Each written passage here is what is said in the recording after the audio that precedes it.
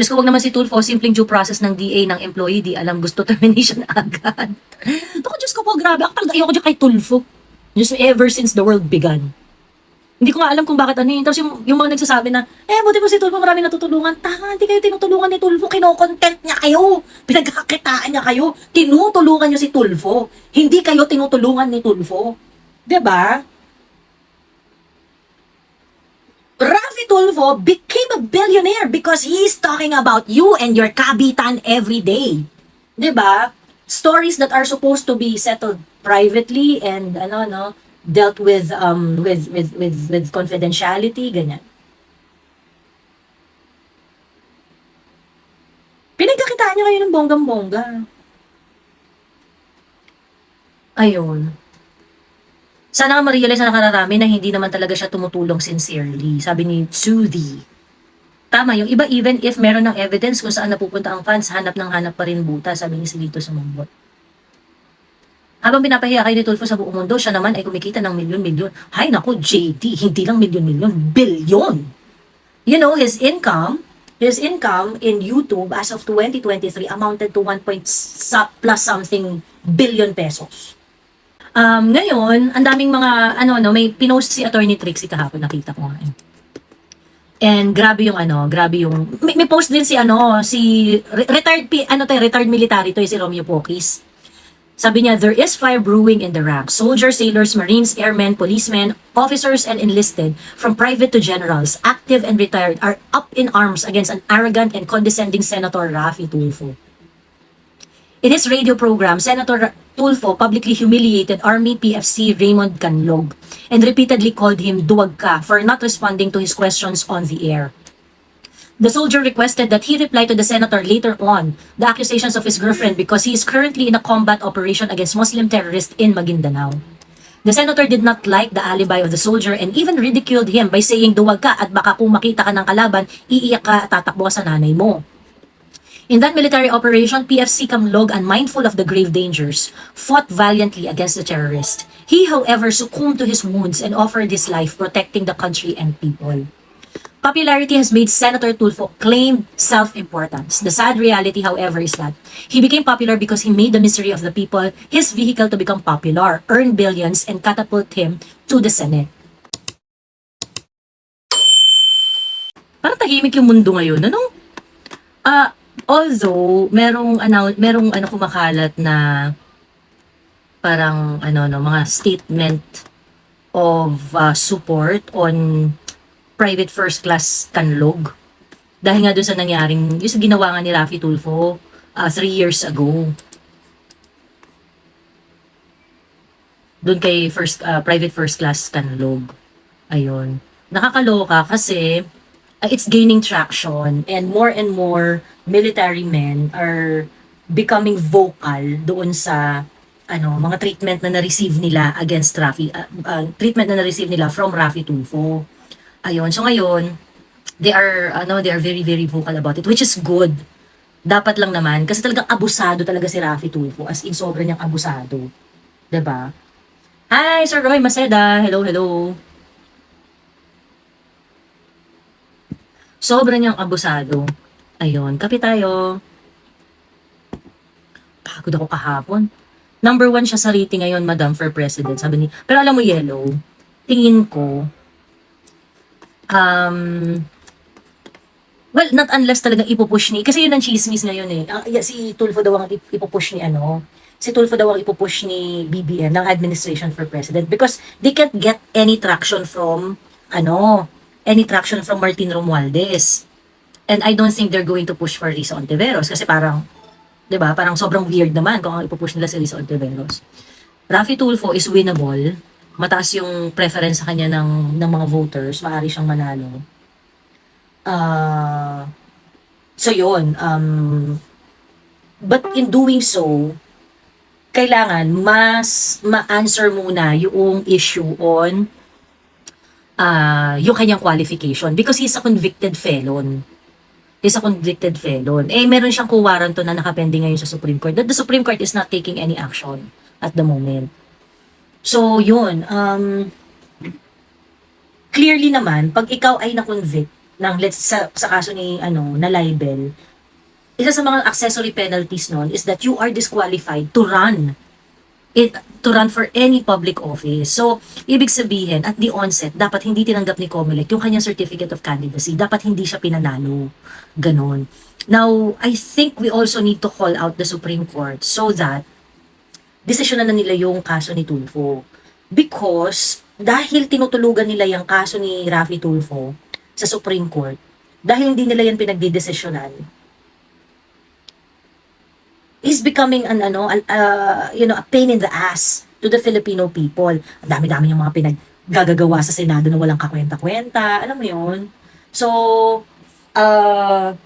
if BBM is going to push for Raffy Tulfo, BBM is going to face a lot of legal backlash. And in order to save Tulfo, kailangan gamitin ni BBM yung power niya in order to strip down yung i-strip down niya yung i-repeal yung batas na nagdi-disqualify sa isang libel convicted na tao. O di ba? Basta family ko gagawa kami ng group campaign talaga for Sara. O I was saying Yellow Slayer, meron yung DDS Kaya pag sinabi niya gagastosan yung kampanya ni Sara. Gagastosan niya talaga. Diyos me, ayan. So yun, tingin ko Yellow, talagang sobrang grabe yung kailangan gawin ni BBM in order to support Raffy Tulfo. Ayun. Kanina ka pa pula. Kaka-start pa lang, Green. Kaka-start pa lang. Ayun. Pansinin niyo, Andrew E. never nagsuot ng pula.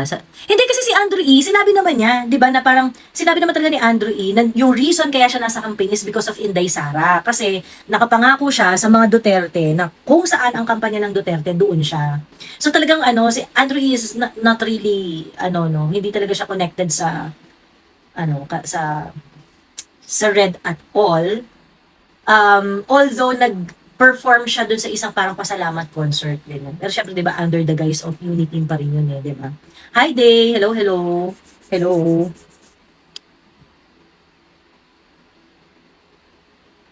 Ayun.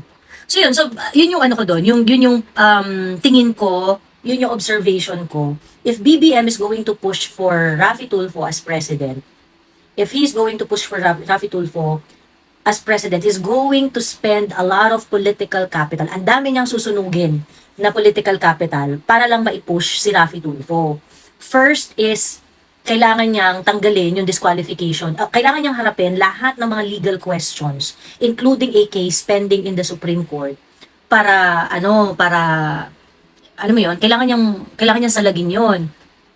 Yung mga legal questions na yan, na parang, nakakuha lang to yan dapat hindi yan tinanggap na hindi tinanggap COC niyan ganyan. That's the argument of Attorney Libayan also di ba? Ayun, so that's the first one. And then second, in order to save Raffy Tulfo for that, kailangang i-push ng bonggang-bongga ni Bongbong na i-repeal yung accessory penalty ng libel. 'Di ba? So, tatanggalin niyo ba yung tatanggalin niyo ba yung libel, yung accessory penalty? When you are convicted sa isang libel suit, you cannot run for any public office. Isa sa mga accessory penalties na yun. Hello, Arthur and Anna. Hello, hello. Di bali na hindi kayang ipaliwanag ni Sara ang confidential fund. Sara pa din ako, sabi ni Sniper 123. Sniper 123, huwag kang magpanggap na Sara Duterte supporter ka. Sara already explained yung confidential fund na yan. So, huwag mo kaming ginagago. Amin natin yung mga ganyang banat. Yung parang, di bali na Sara ako, kineme. Hindi ka makasara. Hindi ka supportive sa causes ni Sara. Diyos ko po, huwag mo kaming tinatarantado dito. She explained it several times. What she cannot do is to provide you a report because you are not authorized to see the report on how she spent the confidential fund. Ikaw naman, Sniper 123, ginagawa mong huwag mo kaming itulad sa'yo na eengot-engot. Diba? We know, Sara already submitted all the documentation for the confidential fund expenditure. She is required to submit a report to the Senate President, to the House Speaker, to the President, and to the Commission on Audit. So 4 reports were already submitted. Eyes of the confidential fund unit ng COA nakakita ng report niya, ang presidente nakakita ng report niya, si Tambi nakakita ng report niya, si Mig Subiri nakita yung report niya. Ikaw, hindi mo lang nakikita kasi hindi ka, hindi ka authorized to see it. Sarili mo ang pangalan at identity, hindi mo ma-reveal eh. 'Di ba? So, alam nyo, yung mga, ito kasi yung problem. And this is why you cannot beat yung mga tao who are aligned dun sa politics ni Duterte. Because Duterte's politics is really smart. Okay? Duterte's politics is really smart. So that is why you cannot really beat those people who are appreciative of the politics of the Dutertes. Kasi, marunong silang sumagot eh. Marunong silang mag-limit ng mga issues. Hindi kagaya mo Sniper 1, 2, 3 na parang, ay, di bali na, basta support ako kahit hindi siya nagre-report ako. Walang ganun, nag-EDS. Sa totoo lang. Kaya wag mo kami tinatarantado na kunwari Duterte supporter. You are so stupid to be a Duterte supporter. Yung mga sumusuporta sa Duterte, sa mga politics ng Duterte, laging may hugot yan eh, kung bakit nila sinusuportahan yung mga Duterte. It is not as if it came out of the blue that, fan na kami, yung ganon. Walang ganon. In fact, there are a lot of people who do not really like the Dutertes kasi nga, Vargas yung matanda. 'Di ba? Pagkatapos yung, anong kape mo 3-in-1 lang to. 3-in-1 lang, naubos na yung aking, brood. Vargas yung matanda. And Sara is also a very, very tough lady to deal with. I mean, talagang mabagsik rin magsalita si Inday. So, not everyone would like her. Ganon. So, and Duterte supporters would understand that. Yung mga tao na hindi rin sila feel and later on appreciate their kind of public service, they can appreciate the Dutertes simply because they are serving the people. Yung kanilang trabaho, yung kanilang mga polisiya nagta-translate into a better, into a positive impact dun sa pang-araw-araw na buhay ng mga tao. Ganon. Ayun. So, wag mo kami niloloko yung parang, Duterte supporter ka. Pero sige, kahit hindi na lang niya sabihin kung paano niya ginagastos yung confidential fund. Kasi at that point, mas pat ka talaga namin, idiot to. Nagmamarunong sa politics pero walang alam. Ang swerte na taga Davao, kahit papano, continuity na din dahil sa mga Duterte. Oo. Ayun. So, ganun yan. So, hindi ka po pwede yung parang, bubula-bula. Kasi ginawa na yan ng mga yellows before eh. Yung sabi nila, binoto ko si Duterte ng 2016, kaso ngayon ayaw ko na sa kanya, kineme, ganyan. May mga ganun din silang mga banat eh. Yung parang, they want to make it appear that an old Duterte supporter is now frustrated and exasperated sa ginagawa ng mga ni PRRD. Nung panahon ni PRRD they would release a lot of trolls who are going to talk along that line. Ganyan. Trolls or yung mga personalities na overt, yung mga meron talaga mga face, meron mga ganyan. Ginawa na nila yan before and it did not work. Ayun. Sabi ni Rolette Judilia, meron at tuloy pa din ng malasakit at tokhang. Sabi, ba't ka naiiyak? Hi, Alexa! Hello, happy Sunday! Ayan, ang ating lady boss, Alexa, na parang, hindi kita nakikita madalas as you used to, Alex. Ngayon na busy na ang lady boss. Miss Joey, ano topic? Watch mo ba yung pag-doktor sa drug test ni BBM ng 2021? O, kakapanood ko lang yung vlog ni Mother Dragon. Mag-thank you lang ako kay Mother Dragon kasi lagi niya ako sina-shoutout.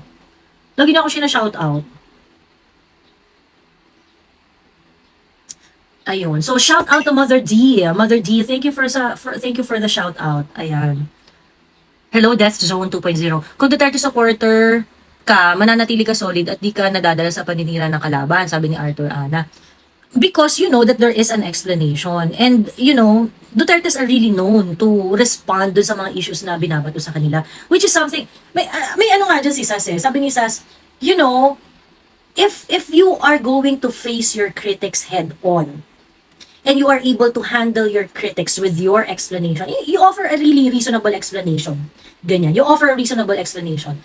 If you're going to face your critics, parang, bakit yung EJK, kineme, ganyan. Yung CPRRD kasi known siya na sinasagot niya talaga yan head-on eh, pagka natatanong siya sa mga ganyang bagay, ganyan. He doesn't really mind. Tinaharap niya yung mga critics niya at sinasagot niya.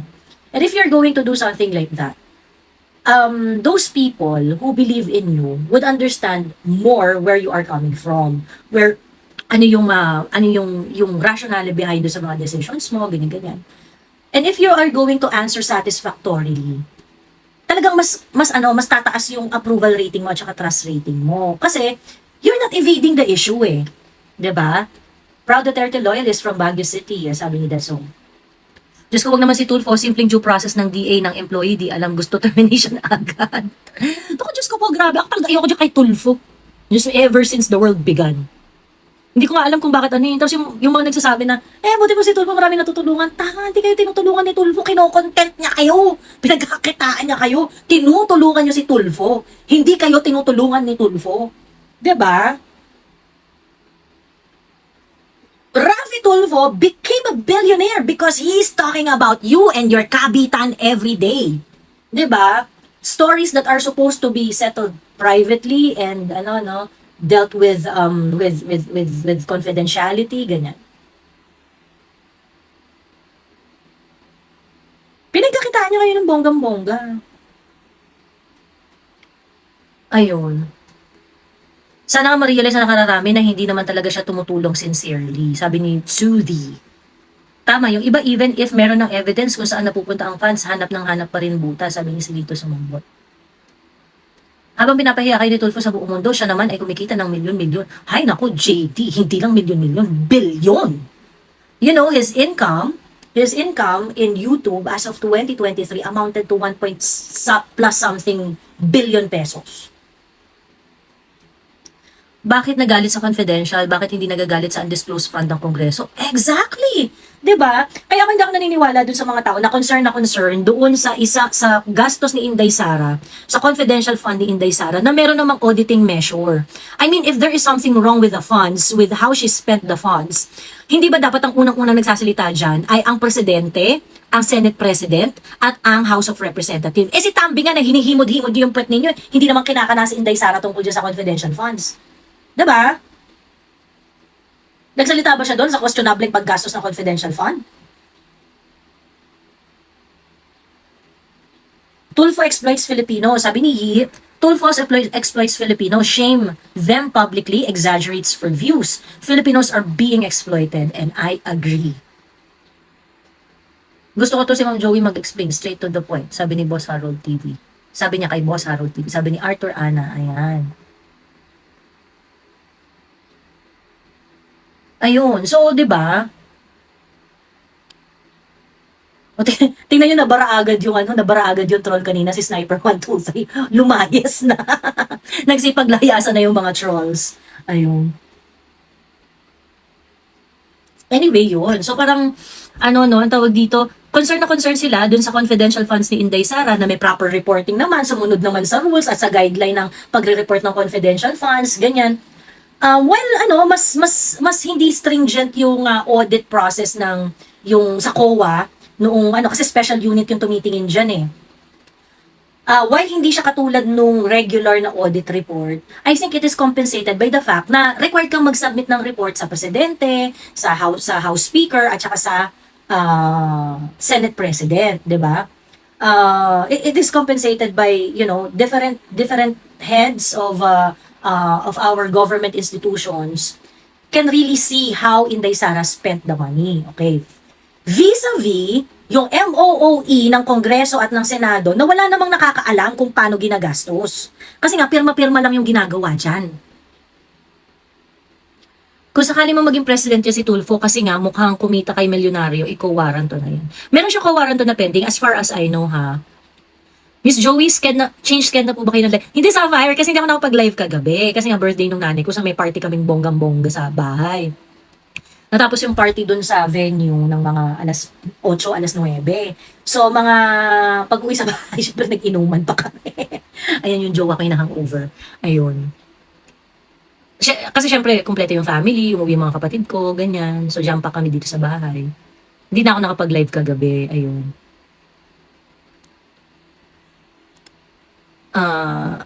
Kung sakali mang maging presidente, ayun yung sinasabi ko kanina, meron siyang, ang alam ko ha, meron siyang co-warranto na pending sa Supreme Court, which is hindi pa dinidesisyonan ngayon ng Supreme Court.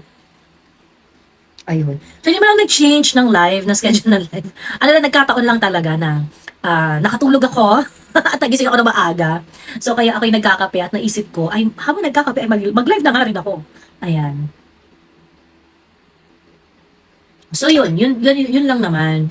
Ngayon, ang daming mga, may pinost si Attorney Trixie kahapon, nakita ko nga. And grabe yung may post din si retired military to, si Romeo Poquis. Sabi niya, there is fire brewing in the ranks. Soldiers, sailors, marines, airmen, policemen, officers, and enlisted, from private to generals, active and retired, are up in arms against an arrogant and condescending Senator Raffy Tulfo. In his radio program, Senator Tulfo publicly humiliated Army PFC Raymond Canlog and repeatedly called him duwag ka for not responding to his questions on the air. The soldier requested that he reply to the senator later on the accusations of his girlfriend because he is currently in a combat operation against Muslim terrorists in Maguindanao. The senator did not like the alibi of the soldier and even ridiculed him by saying duwag ka at baka kung makita ka ng kalaban, iiyak ka at tatakbo sa nanay mo. In that military operation, PFC Camlog, unmindful of the grave dangers, fought valiantly against the terrorist. He, however, succumbed to his wounds and offered his life protecting the country and people. Popularity has made Senator Tulfo claim self-importance. The sad reality, however, is that he became popular because he made the misery of the people his vehicle to become popular, earn billions, and catapult him to the Senate. Another Tulfo, Erwin, also became controversial several years ago because he told then DSWD Secretary and retired Army Commanding General Bautista, magpakita ka sa akin at ingungungod ko ang mukha mo sa inidoro, because he did not reply to his phone calls. Shaming people live on the air is the Tulfo brothers' way of pretending to be very important and powerful to look good to the ordinary people. Watch out! Strike 2 for the Tulfo. Sabi ni retired general, he's general, retired General Poquis. If I am, correct me if I'm wrong. Ang alam ko retired general, retired colonel. Naku, importante pa naman yung mga rank sa mga, I'm sorry sir ha, pero hindi ko po kasi alam. Pero yon, napakaganda po ng sinabi ninyo. Di mabura sa utak ko yung viral vid na debate ni Sen Pia at Tulfo. Bobo pero mayabang. Ayun. Noong namatay, sorry lang siya, okay na. O pinahiya niya talaga yung sundalo. Tawag dito, at that moment kasi, hindi lang yung si Private First Class Canlog yung pinahiya niya. Pinahiya niya basically yung uniformed men. Pagkatapos, hindi natin alam, no? Kasi, ano ba yung humiliation na na yun? Reported na naman ako, hate speech daw. Reported na naman ako. Anong yung hate speech yung sinabi ko? Ito naman si TikTok, Diyos me. Masyado kayong OA. Paano naging hate speech? Itong live ko, Diyos ko, wala pa akong minumure. Ano ba yan? Ay yung asa na nga ako? So anyway, di yun na nga.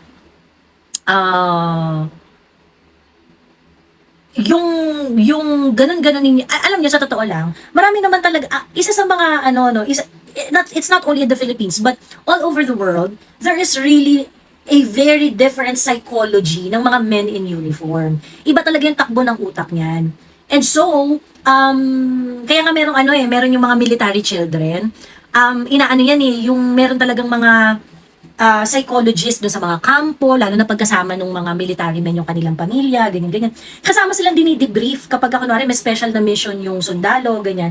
Kasi yung ugali ng isang sundalo is really very different. Yung attitude and behavior ng isang sundalo is very different from a normal citizen. Kasi they are subjected to pressure that no ordinary citizen can experience, 'di ba?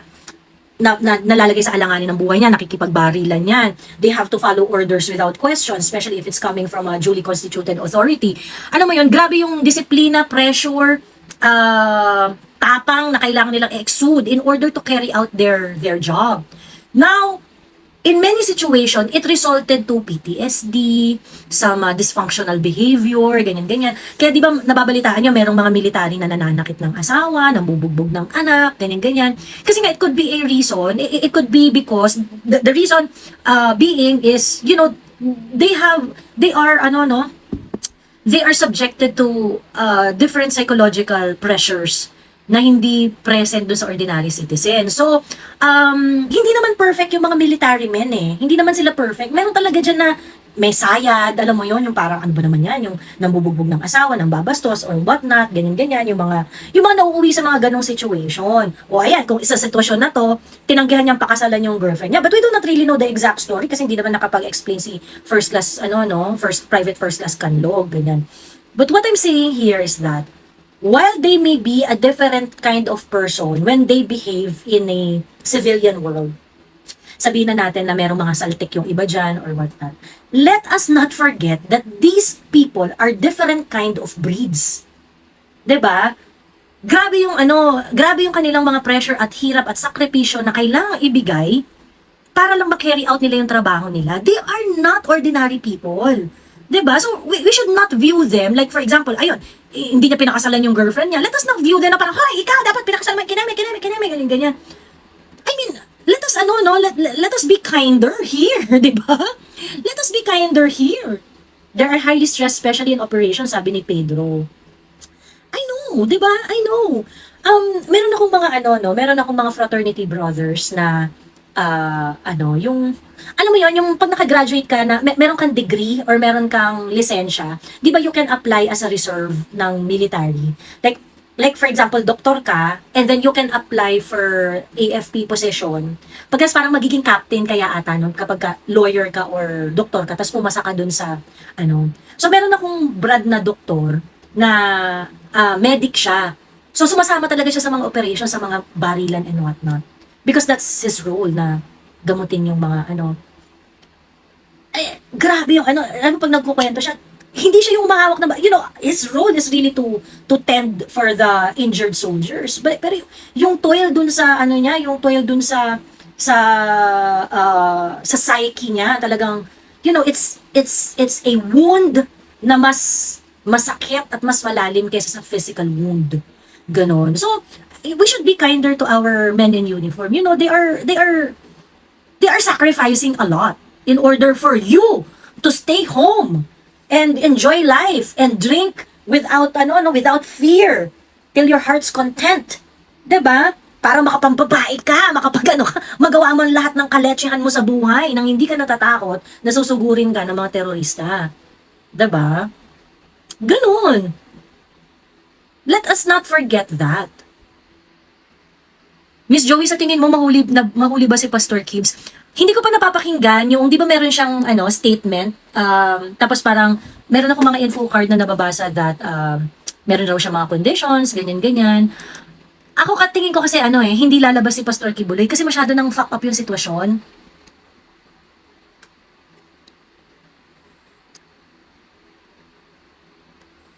Meron silang may medyo iba na yung sitwasyon iba na yung sitwasyon ni Pastor Kibuloy. I don't think he's going to surrender. So, magiging officially fugitive na siya. Naalala ko yung kadebate ko, sabi ganun, bakit niyo pinagtatanggol ang fugitive, ganyan. And nung time na nag-uusap kami, di ba naman siya fugitive noon? Ngayon, may warrant of arrest siya. I think there is certain period for him, for Pastor Kibuloy to respond to the warrant of arrest at the moment that it came known to him. Ganon. So, at the time na mag-expire yun, dun siya magiging officially fugitive. Ayun. So, I think ngayon, fugitive na yata siya. Parang 3 days lang yata yan eh. From the time na na-serve siya, dapat mag-respond siya doon. So, yun. Grabe, ang ganda nitong Dior bag na to.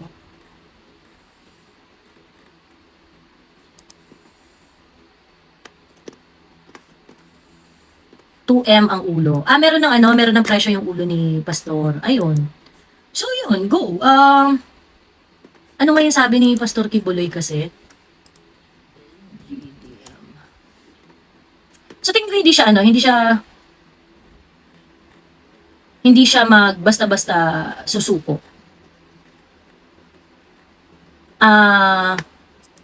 Ito, Kingdom of Jesus Christ, sabi sa Global Daily Mirror, Kingdom of Jesus Christ founder and SMNI honorary chairperson, Pastor Apollo C. Kibuloy, said he's willing to show up to face charges that were filed against him if his conditions are met by President Bongbong Marcos, Senate Deputy Minority Leader Risa Ontiveros, the Department of Justice and law enforcement agencies. The embattled religious leader made these demands in an audio message streamed on SMNI, April, and formed trackers team to find the televangelist. Kibuloy is also as the subject of Senate arrest for his refusal to appear before its panel and connection with, Ito yung sinabi ni Pastor Kibuloy, gusto niyo akong lumitaw para harapin ang lahat na ito. Ito po ang kondisyon ko. Bigyan niyo ako ng garantiya na hindi mangingialam ang mga puti sa kasong ito sa Pilipinas. Hindi mangingialam ang FBI, ang CIA, ang US Embassy. Bigyan ako ng garantiya ng Presidente ng Pilipinas, bigyan ako ng garantiya ng Secretary of Department of Justice Boying Rimulya. Written po yan ha, written. He said, referring to his US cases where he had been placed under FBI's wanted list. He is demanding the same written guarantees from newly installed PNP Chief Police Major General Romel Francisco Marbil and the heads of the National Bureau of Investigation and Criminal Investigation and Detection Group. He is alleging that the Americans will pick him up through extraordinary rendition once he appears before Filipino authorities. Second, Kibuloy wants Ontiveros to stop her bogus hearings. Si Ontiveros dyan sa Senado, ihinto mo ang iyong moro-moro na hearing. Dumiretso ka na sa korte. Doon din ang bagsak natin, kaya doon ka na pumunta. Huwag ka nang mag-arte-arte pa dyan sa Senado, ang dami mong arte. He assured concerned parties that he will present himself if his conditions are granted. Ako po ay lilitaw at haharapin ko ang lahat ng kasong yan kahit saan nyo dalhin dito sa Pilipinas. Okay. Ano ha, to be fair, I think yung demand niya na to ensure that the Americans are not going to meddle. It's a fair demand. It's a fair demand. Yun nga lang, ngayon, fugitive siya, yung status niya. And sasabihin naman ng iba dyan, wala kang karapatan na mag-lay down ng conditions. And which I can understand, no, na, syempre, if we're going to look at it dun sa theoretical level, na, no one is above the law, hindi ka pwedeng mag-demand. If you are, you have to follow the procedure and whatnot. Ang problem kasi dito kay Pastor Kibuloy, highly politicized yung kaso niya. Ganun. Kaya ako ina-expect ko na talaga na mag-fugitive siya eh. Ayun. And I can't blame him kasi obvious naman talaga na pinulitika siya ng bonggang-bongga. They want to destroy Duterte's through Pastor Kibuloy. Pinalitika talaga siya ng bonggang-bongga. Ngayon, I think yung demand niya na, niyo yan, make sure na hindi makikialam yung Amerika, yung magaling-galing. I think it's a fair, kasi, I personally think that it is the US wishes na gurgurin si Pastor Kibuloy ng bonggang-bongga. Why? Because his media organization is gaining traction and becoming very, very influential. Ayaw ng mga kanunang ganun. Diba? Tsaka huwag tayo magaguhan, tangina yung Amerika, ganun rin naman sila sa US. Yung mga media nila doon, kapag hindi nila hawak sa bayag, ginugurgur din nila. Diba? Ayun. So yun. I expect him to do something like this. Unfortunately, we had come to this point. At hindi rin maganda yun. Hindi rin maganda na ganun nga, na, ay, teka, dumating yung, may papakita ko sa inyo lang. Gusto lang, sorry, share. Mahilig kasi ako sa mga earrings na mga kakaiba, ganyan. Mahilig ako sa mga kakaibang earrings, ganyan. So, meron akong earrings na nakita na zebrang nagandahan talaga ako. Ayan, ang cute mo. I-share ko lang sa inyo. Kasi ang bigat, leche. Na-late siya ng dating kasi dapat itong earrings na to ay para sa party. Kagabi. Ayan. Ang ganda, no? No? Ang ganda, di ba? Promote mo yung e-store mo, sabi ni Pedro. Walang tawag dito. Hindi gumagana yung online store ko ngayon. At saka mga masasara na yun. Grabe, alam niyo meron ng mga withholding taxes yung mga online platforms. Diyos ko, nakakaloka. Medyo nagka-crackdown ngayon yung mga local government sa mga maliliit na mga enterprises dito sa amin. Pinapasara nila kapag walang business permit, ganyan. Sa akin naman, okay naman yun. Okay naman yun kasi parang dapat naman talaga nagko-comply ka doon sa mga ganong klaseng bagay. Ano ang naawa ko?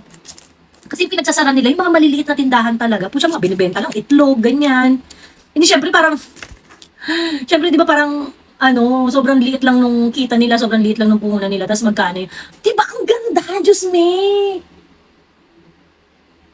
Ang ganda-ganda, Need mo taxes, ate, para gawing premise sa loto. True. Mahilig ako sa mga ganito. Ayan. Nung college pa lang ako, mahilig ako sa mga dangling na ganyan.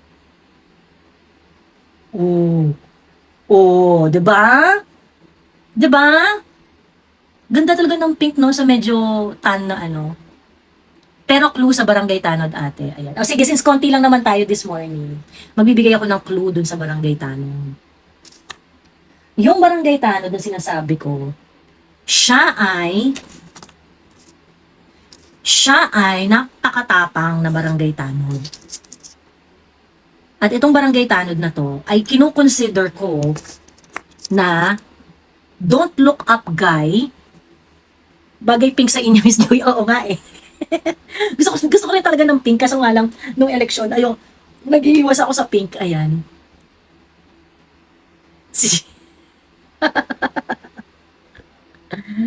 Hi, Jing! Sabi ni Atty. Trixie, mukhang credible yung document na nilabas ni Maharlika. For me, the credibility of the PIDEA documents lie with the person who prepared it. Okay, makinig kayo kay Jing. Yung credibility ng PIDEA documents it lies with the person who prepared it. Ayan. Ganon. So ngayon, eto no, yung Barangay Tanod na sinasabi ko sa inyo, for me, don't look up guy siya. Nung panahon niya. Marami siya masyadong nakita at sinasabi niya, ito. Walang nakinig sa kanya. Walang nakinig sa kanya. Dami ko na share sa GC, guys. Ang dami gusto sumali dun sa GC na yon. Kayo na bahala mag-chem. Hindi kasi ko admin nun eh. Diyos ko po yung GC na yon, yung hindi mo pera yan GC. Diyos ko. Hindi walang natutulog doon. Napakagulo doon. Napakadaming padaldal doon. As in. Kung gusto makipagkwentuhan, pumasok kayo.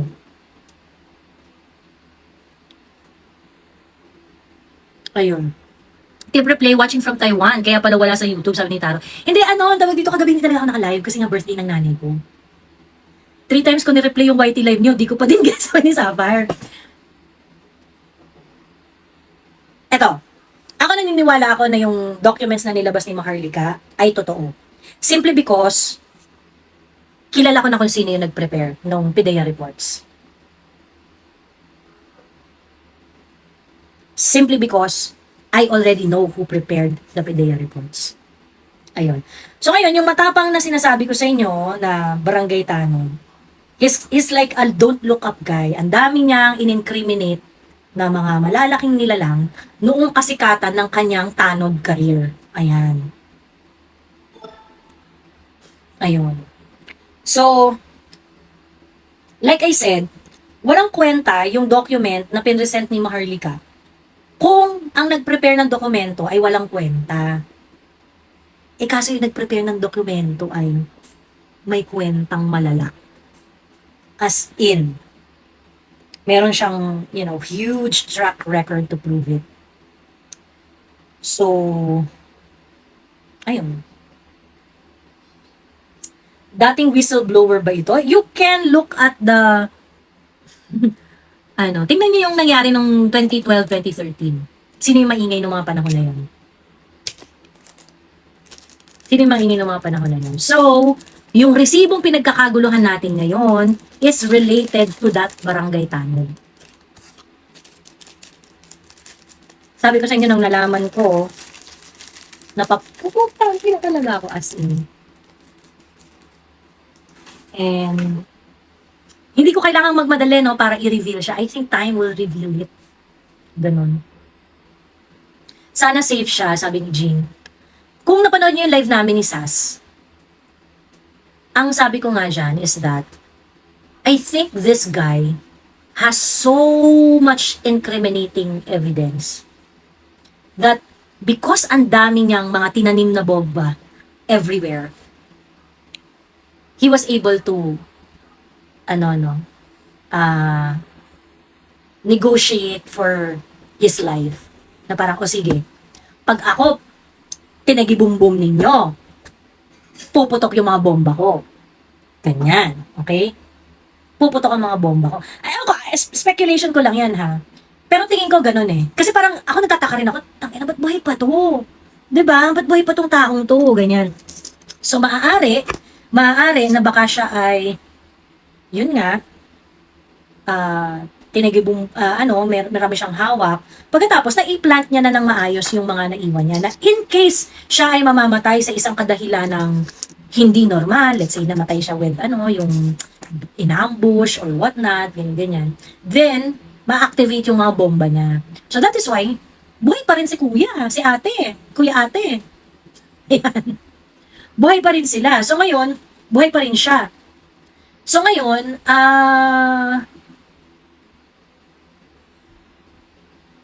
I think, I think yun talaga yung reason kung bakit nandiyan pa siya.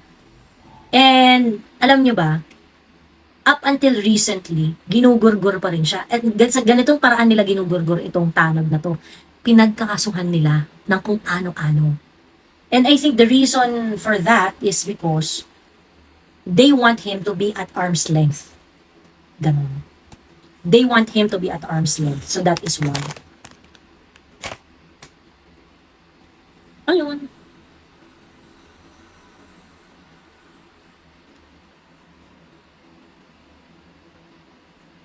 Ayoko i-search, baka malaman natin and it could be detrimental for his or her safety, sabi ni Yi. Actually, yun talaga yung and I think that's also the reason why Mother Dragon withhold that information kasi it's really, really dangerous. Ayun. Ayun. Well, I think kasi itong barangay tanod na to, since tanod naman siya, talagang may galing talaga to. May galing talaga tong na to, itong barangay tanod. Kakaibang galing daw talaga yan. At matalino. Ayan ba sabi ni Pedro,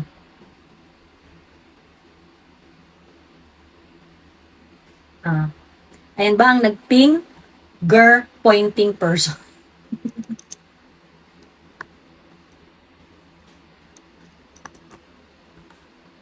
Ayun. Nung nag-live kami ni Sas, tawag dito, sabi niya na kung sasabihin man natin, dapat may hirapan sila mag-decipher kung paano, kasi sobrang it's too dangerous. Ayun. Hi, Kuya Moko. Hi, Uncle Ayan. May nag-interest nga sa kanya, international reporter. Nag-interview siya. Masyado ka na maraming nalalaman. Ging! Masyado ka na maraming nalalaman. Ging! Manahimik ka! Manahimik ka, Ging! Sarap na ako. Masyado ka ng maraming alam, Ging! Kailangan mo ng patahimikin! Ayun. Tahimik na lang gurgun. Ayun. Anyway, yun na nga. So, yun. Feeling ko kailangan ko na mag-end live. Ayun. Oh, anyway, ayan, ang tawag dito, mag-open na ulit ako ng mga t-shirt delivery. Guys, strictly 2 t-shirt lang sa isang pagkatapos, kung gusto ninyo naman na kunwari, bibigyan nyo yung asawa ninyo or yung anak ninyo ng t-shirt, ganyan. Sabihin nyo naman sa mga pagbibigyan ninyo, i-follow yung i-follow yung aking YouTube, Facebook, at TikTok account. Aangat ka na sa gurgur list ni Galema, Ate Jo. Umangat na nga daw. Kasi wala naman siya mapapala sa akin kung gugurgurin niya ako. Wala siya mahihita. Anong size meron? Ang tawag dito, small to 3XL. Ayan. Unfortunately, wala po tayong extra small, wala po tayong size na pang duwende. Alam ko po na swerte ang ating mga kaibigang duwende, pero ayun, hindi ako nakakuha sa supplier. Wala silang available ng extra small. Ayun, paano maka-avail, Miss Jo? I-message nyo lang ako doon sa Facebook account ko. Guys, doon sa Facebook account ha, doon sa Joa de Vive ko na Facebook account. Ayan din yon, Joa de Vive na Facebook account. I-message nyo ako doon. Nakikita ko naman pag minessage nyo ako doon sa personal account ko. Yun nga lang kasi, hindi ko kasi, pag doon kayo nag-message, lahat kasi ng listahan ko nandun sa, Joa de Vive. Malaki yung chance na makakalimutan ko kayo pagka sa personal Facebook account ko kayo nag-message. Ayun. So, doon kayo mag-message, pay shipping only. Pagka nagbayad kayo ng shipping, definitely masasama kayo sa next shipping date. Ayan, yun lang, wag niyo akong hagarden sa ano, na parang, ma'am, send niyo, wag niyo akong hagarden kasi mahirap mag-prepare, mga bakla. Ayan, I have to do everything manually. Ayan, mukhang tama yung address ng artista doon sa binanggit ni Maharlika based din sa OB. Ayun. Medium, yes, marami tayong medium, marami tayong large. Ayan, marami tayong sizes. Ayan, so, go. Ayun. Ano ba binibenta mo? Hindi ko po yung binibenta, pinapamigay ko po yun, t-shirt. Yung hindi mo pera yan, t-shirt. Ayan, teka, papakita ko sa inyo.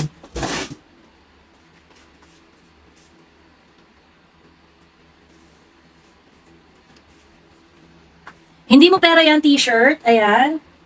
Ito. Hindi mo pera yan, t-shirt. So basically, ang hashtag hindi mo pera yan is a movement of concerned Filipino citizens calling for transparency sa paggastos ng MOOE at iba pang kaperahan sa House of Representatives at sa Senado. Bakit po? Kasi ang paggastos ng Kongreso at ng Senado sa bilyong-bilyong budget ng MOOE ay liquidation via certification only. Anong ibig sabihin nun? Ibig sabihin hindi natin alam, wala silang resibo kung paano nila ginagastos ang pera ng bayan. Bilyon-bilyon to. Okay? Bilyon-bilyon to. So we need to inform everyone, all Filipinos from all corners of our country, to call out the Senate and the House of Representatives to change their rules when it comes to auditing their expenses, especially the MOOE. Ayan.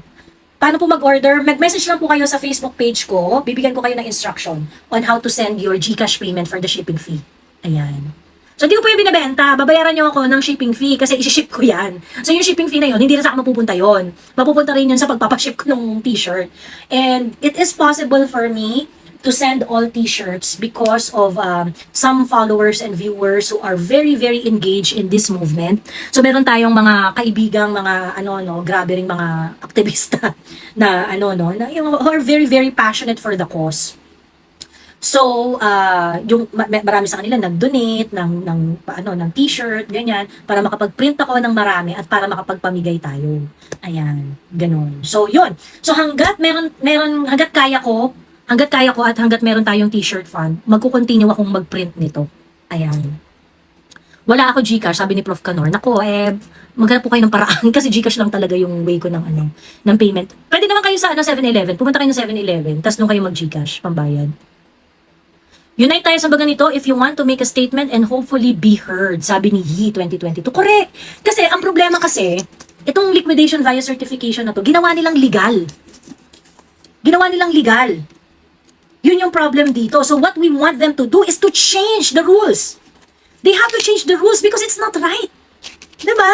Pera natin yun eh. Pagkas ano ginagawa nila, tangina, ayan, ayudahan 2,000. Every time na magpapamudmud ng pera, nandyan yung mukha ng Congress, nandyan yung mukha ng senador. 'Di ba? It's not right. Buti pa sana kung magpamigay sila ng ayuda, mahusay, matino, at talagang hindi eh. Kung magpamigay sila ng kung ano-ano, sa ayuda, sa ayuda aspekto talagang bilihan ng boto, ganyan.